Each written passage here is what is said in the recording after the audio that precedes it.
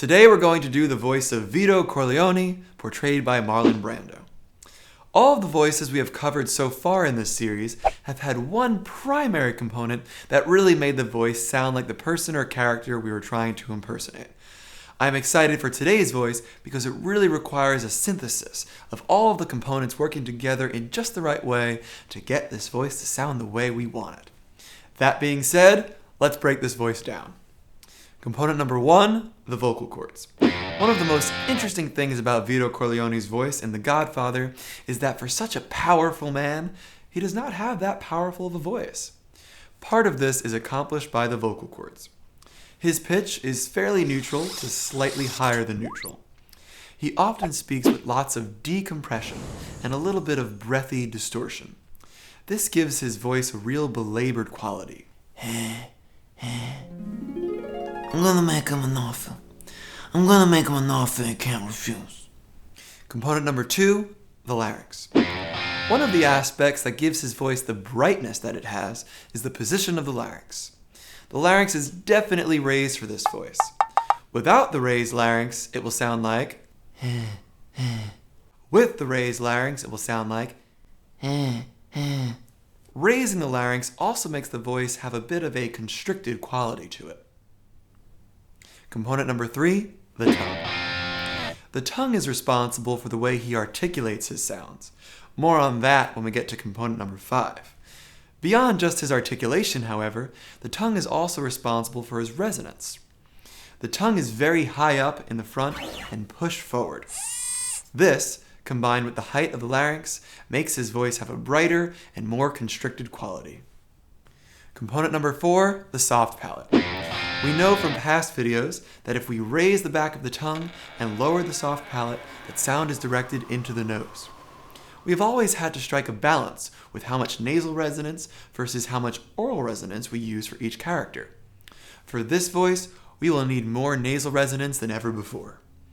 The nasal resonance isn't just adding a little bit of shine to the voice this time around, it is really defining his resonance.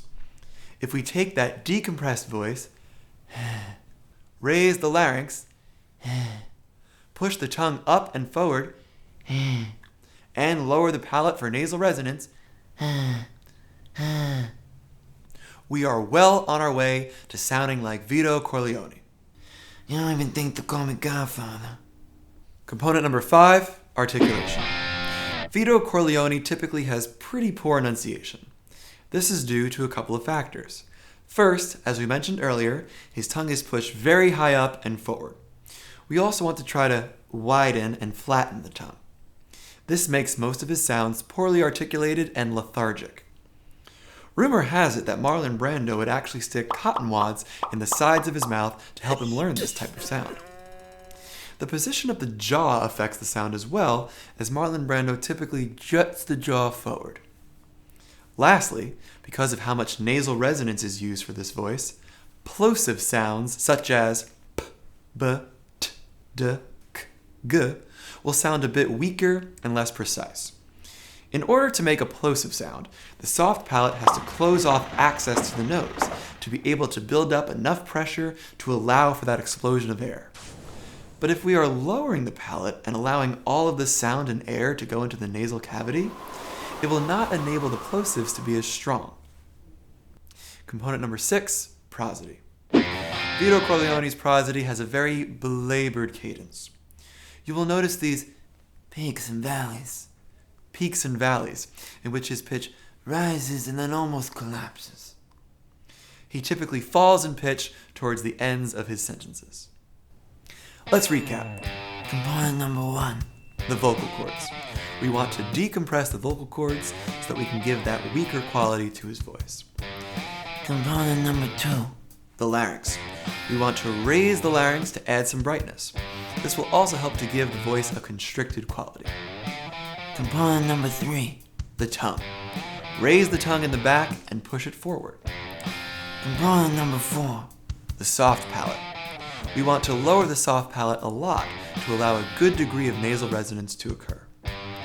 Component number 5. Articulation.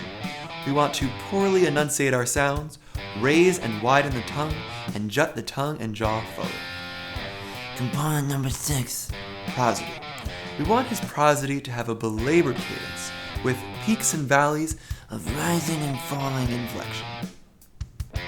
Thank you for watching New York Speech Coaching's Voice Breakdown, episode number 12.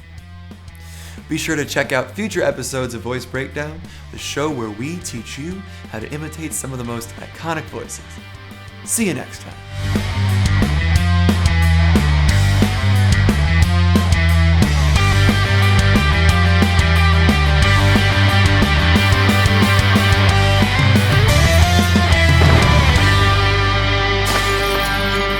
I'm gonna make you an offer you can't refuse.